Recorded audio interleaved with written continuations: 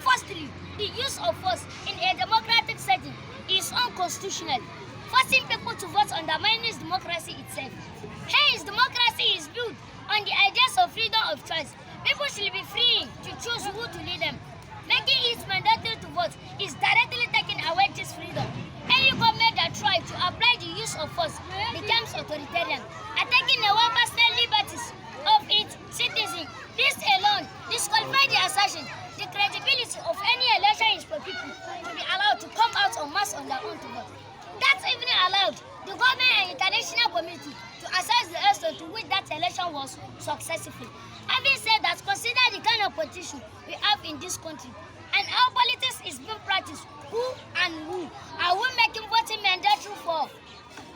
Just April last year, we voted Tinubu to be our next president, with every hope that this will change for better.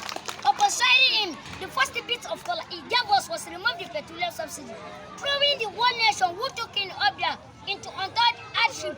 Prices of goods and services continue to rise. Tinubu, with all his charisma, cannot handle this country the way we want.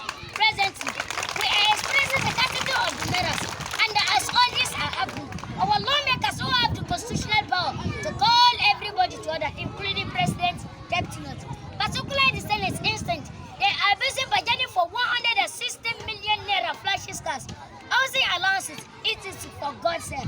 Is this the kind of our leaders who want to make voting mandatory for? Leaders that have turned out to be bunch of thieves, partakers, betrayers, hungry men, and above all, taken up from the constitutional box. They elected vote. I beg you, Baba God, scatter them, destroy them, including Enjik and Adi, that try to make voting mandatory for us. Because of this great leader, we all know that today, hungry, starvation, and what family died is the order of them. Burn out of the insincerity of our leaders. It is often said that a child that licked his mother's pot of soup and free tested the goes back to support the second time. The most painful part of this argument is that our retirees who have served this country for 35 years have been neglected. Particularly our teachers who taught and make this country great have been denied their gratuity. Some of the retirees have died.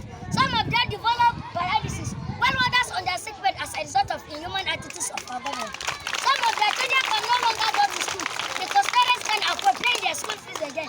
These are people who are better 2 times the elite. They voted under some of them under rent, all with the hope that things will change for better. No way.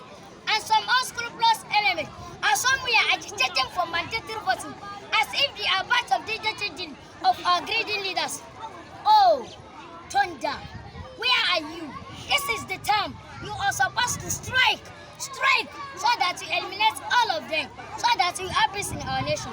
Or join them in one aeroplane, so that it will crash land in the course of their journey. Furthermore, our security agents, i.e., the police and army, are being used by the ruling parties to scare away voters from the police station, by the use of gun and daggers just to prep for fasting breathing. And where that is not possible, courts are being used to turn over the outcome of the election, which is simply because the candidate is the incumbent or the highest bidder. Money. This thing has turned our country into misery, starvation, hungry. We are dying as the expert of some few greedy individuals. Yet, we are still preaching mandatory voting. What a nonsense! Introducing mandatory voting will be a calculated attempt to enslave us